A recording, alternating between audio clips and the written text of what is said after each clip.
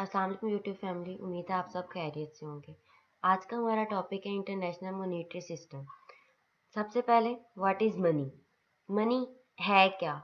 कोई भी गुड जो कि एक्सेप्टेबल हो किसी भी गुड्स और सर्विसेज को एक्सचेंज करने के लिए, कि आप उस किसी भी उस गुड के बदले में कोई भी गुड्स एंड सर्विसेज परचेज कर सकें। पहले जो सिस्टम चलता था वो बार्टर सिस्टम चलता था, कि आप कोई भी गुड देते थे और उसके बदले में कोई गुड ले लेते थे। उसके बाद जो है अब करेंसी सिस्टम चलता है, कि आप करेंसी देते हैं और जितनी करेंसी आप प्रोवाइड करते हैं, मतलब आप 100 रुपीज़ अगर प्रोवाइड कर रहे हैं, 10 रुपीज़ प्रोवाइड कर रहे हैं, जितनी वर्थ जो है वो करेंसी की आप प्रोवाइड कर रहे हैं, आप उसके अकॉर्डिंगली गुड्स और सर्विसेज परचेज कर सकते हैं। मीडियम ऑफ एक्सचेंज, कि आप उसके बदले में कोई भी गुड्स एंड सर्विसेज एक्सचेंज कर सकें। Store of value, convenient way to store value, कि उसकी कोई ना कोई वैल्यू उसको असाइन कर दी जाती है।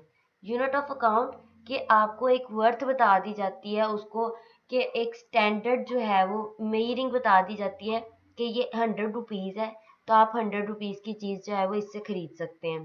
करेंसी के ऊपर वैल्यू असाइन की जाती है, कि अगर वो 1000 की है तो आप उसे 1000 की ही चीज़ को ही परचेज कर सकते हैं। नेक्स्ट आ जाता है हमारे पास हमारा टॉपिक इंटरनेशनल मॉनेटरी सिस्टम। अब ये एक ऐसा इंटरनेशनल मॉनेटरी सिस्टम है क्या? ऐसा सिस्टम है जिसके अंदर जो है रूल्स एंड रेगुलेशंस बनाई जाती हैं, आपको सपोर्ट करने के लिए, फैसिलिटेट करने के लिए इंटरनेशनल ट्रेड को, ताकि आप क्रॉस बॉर्डर जो है वो इन्वेस्टमेंट्स कर सकें, आप जो है वो अपने कैपिटल को रीएलोकेट कर सकें बिटवीन नेशंस।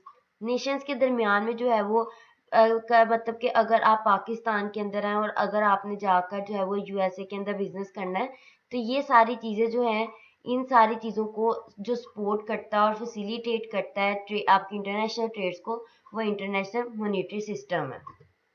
नेक्स्ट हमारे पास फीचर्स। फीचर्स क्या है हमारे पास इंटरनेशनल मॉनेटरी सिस्टम के?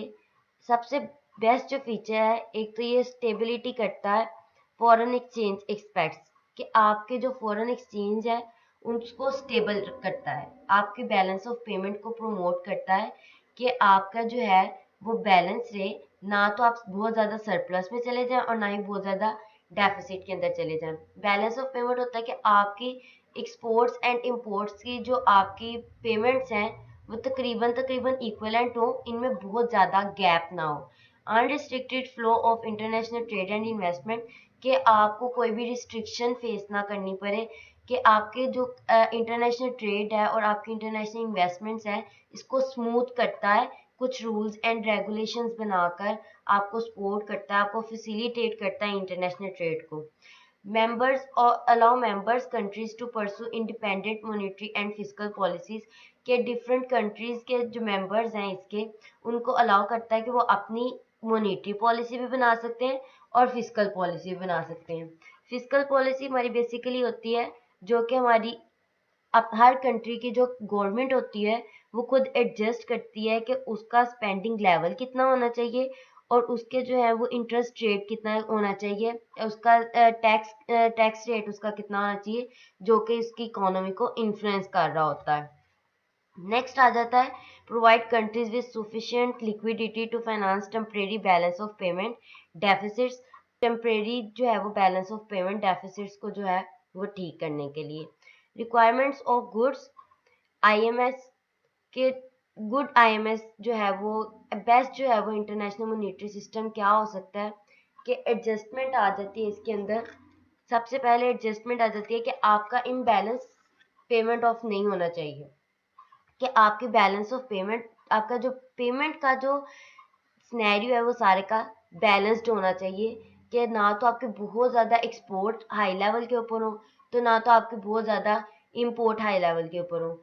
जो डेवलपिंग कंट्रीज होती हैं उनकी एक्सपोर्ट अगर जो है वो इंक्रीज हो रही है, तो उनके लिए एक गुड पॉइंट होता है, किस तरह से, कि हो सकता है कि उनकी जब एक्सपोर्ट ज़्यादा से ज़्यादा करेंगे बाहर की कंट्रीज़ के अंदर, तो उनके वहाँ से वेल्थ आने के जो है वो चांसेस इंक्रीज हो जाते हैं, उनकी वेल्थ जो है वो इंक्रीज होती है, जिसकी वजह से उनकी करेंसी जो है करेंसी वैल्यू भी इंक्रीज हो सकती है। तो ये गुड पॉइंट है डेवलपिंग कंट्रीज के लिए।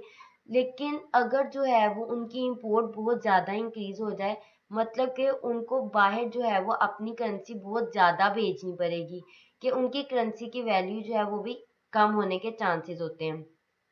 सबसे बेस्ट जो फर्स्ट पॉइंट है कि आपकी गुड आईएमएस जो है वो क्या हो सकती है, आपका इंटरनेशनल मॉनेटरी सिस्टम बेस्ट क्या हो सकता है कि आपका बैलेंस ऑफ पेमेंट जो है वो एडजस्टेबल हो। नेक्स्ट, स्टेबिलिटी एंड कॉन्फिडेंस, आपका स्टेबल हो, आपका एक्सचेंज रेट स्टेबल हो, ताकि सब जो भी आपका जो एडजस्टेबल होना चाहिए, आपका जो भी एक्सचेंज रेट है वो स्टेबल होना चाहिए, ताकि आपके जो बायर हैं और जो सेलर हैं वो कॉन्फिडेंट के अंदर रह सकें कि इसका जो है वो बहुत ज़्यादा फ्लक्चुएशन नहीं होती है। नेक्स्ट आ जाता है लिक्विडिटी, कि आपके पास इतने रिजर्व्स होने चाहिए कि आप जो है वो इजीली अपना बैलेंस क्रिएट कर सकें, कि ना तो आप बहुत ज़्यादा जो है वो डेफिसिट के अंदर चले जाएं और ना ही आप जो है वो बहुत ज़्यादा। I hope it will be helpful for you. Please like, share and subscribe our YouTube channel. Thank you.